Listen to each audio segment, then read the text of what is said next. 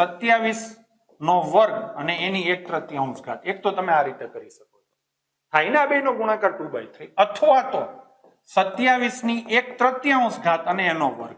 તમે આમે કરી ટૂંકમાં 2/3 ઘાત થવી જોઈએ. આનો ગુણાકાર કરો તો 2/3 થાય, આનો કરો તો 2/3 થાય. હવે તમારા ઉપર નિર્ભર કરે છે કે તમારે વાળ કપાવીને ટકો કરાવવો છે કે તમારે ધડાધડ કામ કરવું છે. ચાણક્યે કીધું હતું ને કે રોગ અને શત્રુને ઉગતા ડામી દેવા. એમ બકુલ પટેલ એમ કહે છે આંકડાને મોટો થતા પહેલા જ કાઢી નાખો. આ તમે કરશો તો આંકડો મોટો થશે.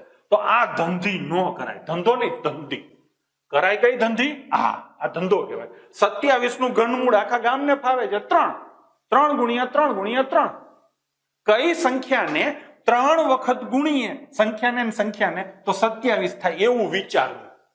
માનો કે મેં અહીંયા લખ્યું 64 અને 1/3, તો શું વિચારવાનું? આવી રીતે લખ્યું છે ને એટલા માટે. જો ઉપર 3 ઘાત હોત તો 64 ગુણ્યા 64 ગુણ્યા 64.